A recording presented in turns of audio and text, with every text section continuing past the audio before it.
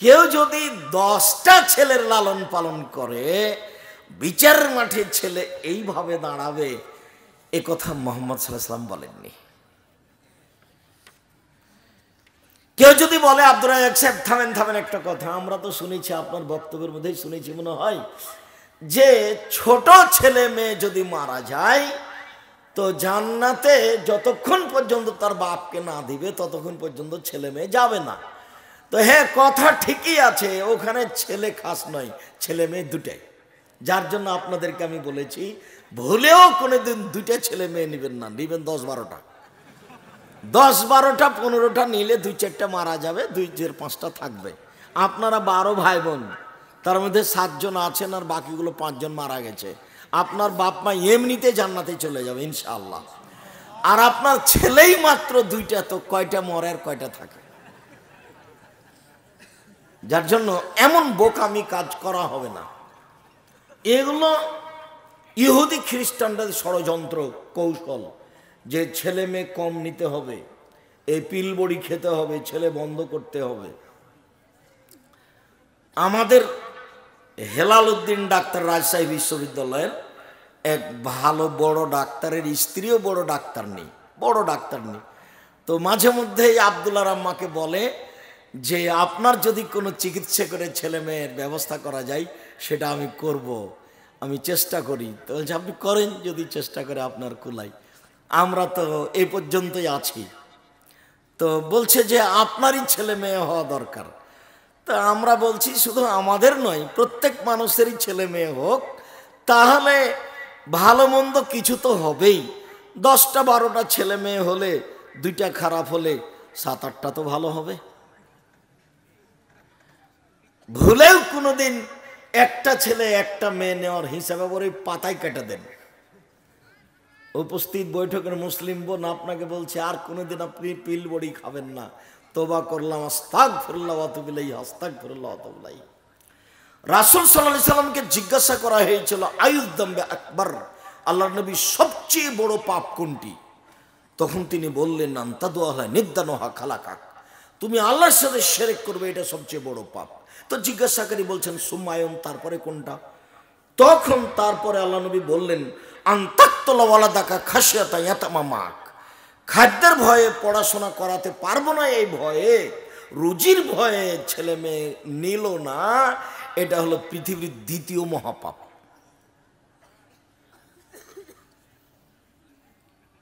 তারপরে জিজ্ঞাসাকারী বলেছেন সুম্মায়ুন, তারপরে কোনটা?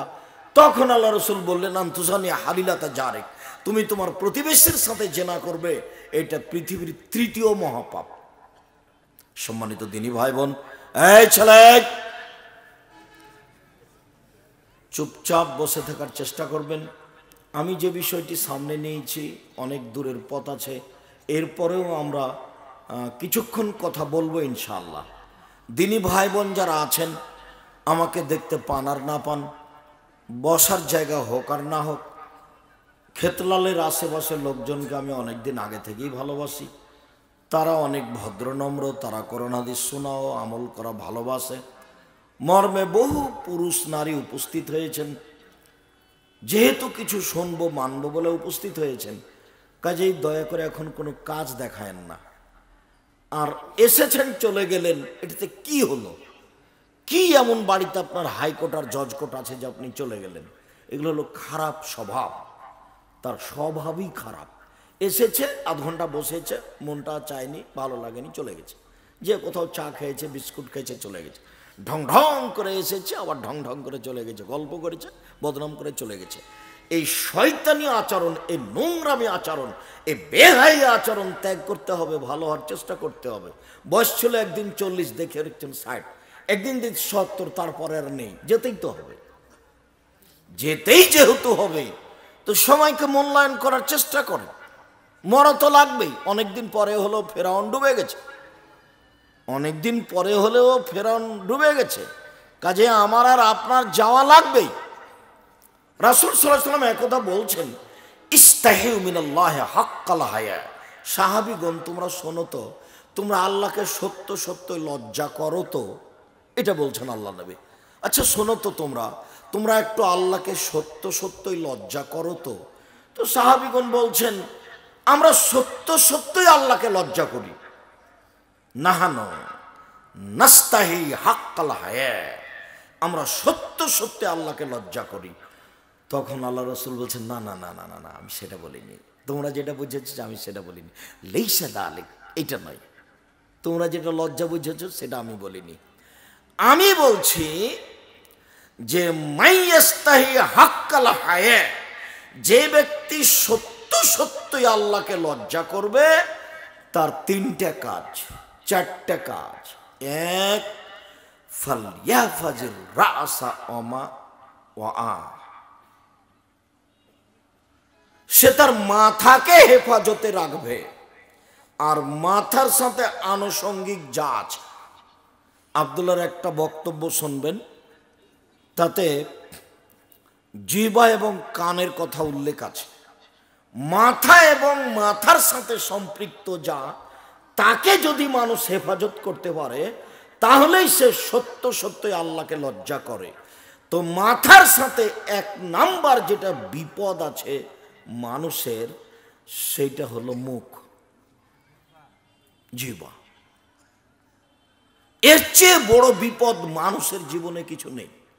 মানুষ অজান্তে কার বদনাম করে ফেলেছে, জাহান্নাম চলে যাবে, তাহাজ্জুদ দিয়ে ওকে টিকাতে পারবে না।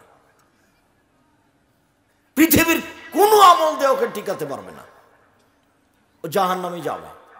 অথচ সেটা দিয়ে ও খুব বিরোধিতা করতে চায়নি, দোকানে বসে আড্ডা পিটছিল, কার বদনাম করেছে, জাহান্নামে চলে গেল।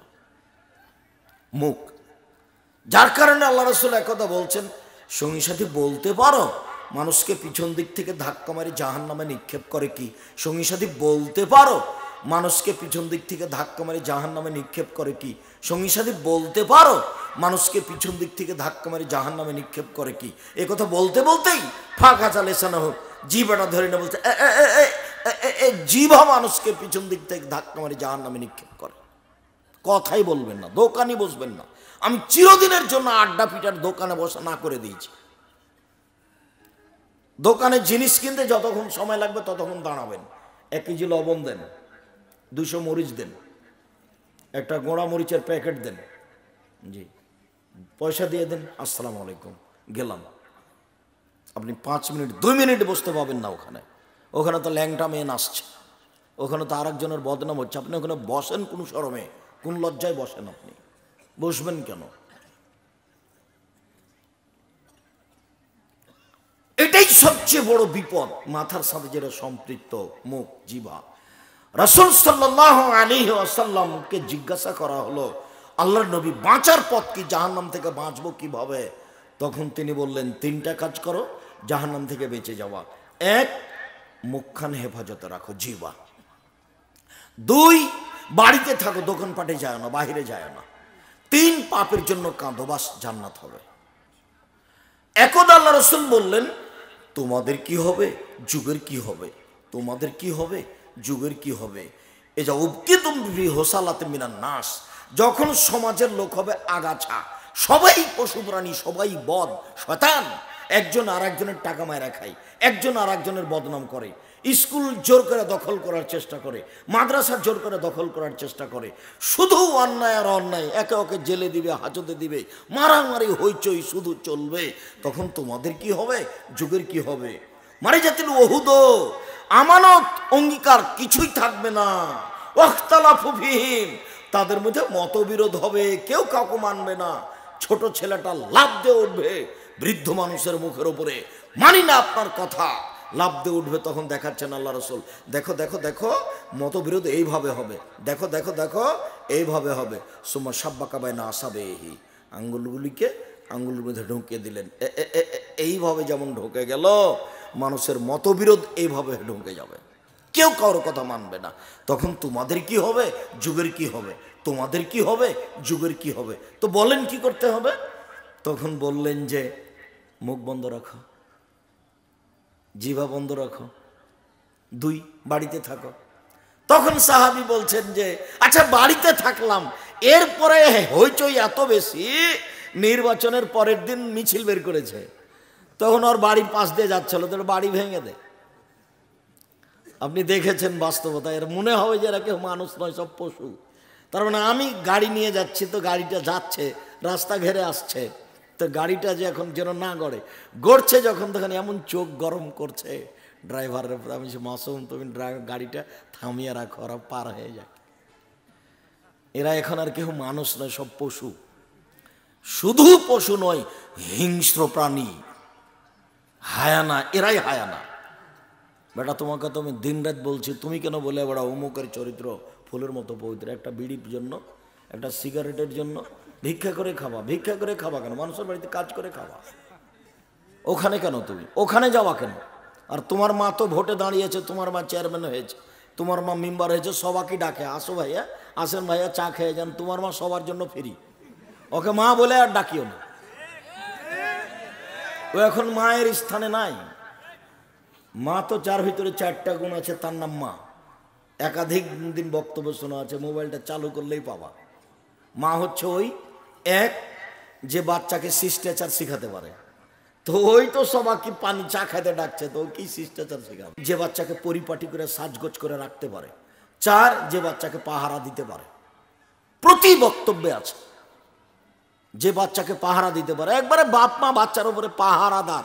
খেতলালে বাড়ি, বেটি ঢাকা বিশ্ববিদ্যালয়ে পড়ে, আর বাপে 3 চিলে লন্ডনে গেছে। যা লন্ডন থেকে বেটির কি পাহারা দিবে বলেন তো? কি পাহারা দিবে? তো আচ্ছা, আল্লাহর নবী 1 নম্বরে বললেন পরিবেশ খুব খারাপ হয়ে গেলে মুখ বন্ধ রাখবো। 2 বললেন যে বাড়িতে থাকবো। তো আচ্ছা, বাড়িতে এসে যদি কেউ মেরে যায় তাহলে কি করব? তখন আল্লাহ রসুল বললেন, তখন তুমি আদমের 2 ছেলের ভালোটার মতো হয়েও। আদমের 2 ছেলের কাবিল হাবিলকে বলল, তোকে আমি হত্যা করব। তখন হাবিল বলছে, তুমি হত্যা করো, আমি তোমাকে হত্যা করব না। গ্রামের সে লোকটা নির্বাচনের পরের দিন তোমার ঘরে এসে যদি তোমাকে মেরে যায়, তো তুমি বললিও তুমি মারো, আমি তোমাকে মারবো না। মনে হবে সব দুনিয়া দখল করে নিল, তা নয়। বিচার আবার হবে। ধৈর্যের পরিচয় দিয়ে থাকেন, বিচার আবার হবে। হাইকোর্টের বিচারই বিচার নয়, জজ কোর্টের বিচারই বিচার নয়, ওই ফেসবুকেরই বিচার নয়। এগুলো জজ কোর্ট, হাইকোর্ট কোর্ট নয়। আহকামুল হাকিমিন, যেদিন হাকিমদের হাকিম বিচারে বসবেন, সেদিন হলো মূল বিচার। সেদিন তিনি বলবেন, আইনাল জব্বার আইনাল মুতাকাব্বির আনা মালিকুল আমলাক। স্বৈরাচারী, স্বেচ্ছাচারী, অহংকারী, বদমেজাজি বৈত্যশালীরা কোথায়? আমি হচ্ছে আজকে রাজাধিরাজ। এই কথা ঘোষণা দিয়ে বিচার চালু করবেন। লা ইয়ামলিকু নাফসুন লিনাফসি শাইআ ওয়াল আমরু ইয়াওমাইযিন লিল্লাহ। আজ কোনো মানুষের কোনো উপকার করতে পারবে না, একাচ্ছত্র মালিকানা আল্লাহর হাতে থাকবে। এটা ঘোষণা দিয়ে বিচার হওয়া শুরু হবে। সেদিন মূলত বিচার। সম্মানিত দিনী ভাই বোন, আপাতত যেই কথা নিয়ে কথা বলছিলাম, এমন কোনো পথ নেই যে সেইখানে আপনি আপনার ছেলেটাকে দাঁড় করাতে পারেন, যে ছেলেটা মধ্যে থাকবে ওইদিকে জাহান্নাম আর এদিকে বাপ। এরকম কোনো পথ দুনিয়াতে নেই। ওই হাদিসটা শেষ করিনি। লজ্জা করলো প্রকৃত সেই যে না তার মাথাকে হেফাজত করলো। মাথাকে কি হেফাজত করবে? 1 নম্বরে মুখখান হেফাজত করবে, তখনও মাথাকে কি করলো? হেফাজতে করলো। 2 কান, সব সময় কানে ইয়ারফোন লাগা আছে। ল্যাংটা বেটি ছেলে নাচছে আর গান বলছে আর মুম্বাই এখনো থাকতে পারে। তার মানে যেদিন দিনাজপুরে বক্তব্য দিই, সেই দিন ব্রাজিলের যে কোন কার যে খেলা ছিল, বক্তব্যের মধ্যে ছেলেটা মানে লাফ দিয়ে উঠেছে, চিৎকার করে উঠেছে। তার মানে ওর পক্ষের লোক জয়ী হয়ে গেছে। তা আব্দুল্লাহর এই বিষয়ে বক্তব্য শুনবেন যে ঢাকা বিশ্ববিদ্যালয় তো কোনো সিরিয়ালই নাই, মানে 200 2-1000-এর মধ্যে নাই, কোনো সিরিয়ালই নাই, এটা কোনো প্রতিষ্ঠানই নয়। তো তারপরও বাংলাদেশের লোক মনে করছে যে এটা হলো অক্সফোর্ড। কত কষ্ট করে সেখানে ভর্তি হওয়ার চেষ্টা করছে, হতে পারে না। তো যেদিন খেলা চলে সেদিন আমিও লন্ডনে এক বিশ্ববিদ্যালয়ে যেখানে পড়ি আসছিলাম, বিশ্ববিদ্যালয়ে আসলাম। রাস্তাঘাটের লোক কেউ জানে না আজকে খেলা আছে, আমরাও জানি না, সবাই নিজ নিজ কর্মে ব্যস্ত। তখন দেখা গেল যে ঢাকা বিশ্ববিদ্যালয়ের ছাত্র ছাত্রীরা বিশাল এক ফেস্টনে বিশাল এক পর্দায় দেখছে কে খেলতে জয় হচ্ছে আর কে পরাজয় হচ্ছে।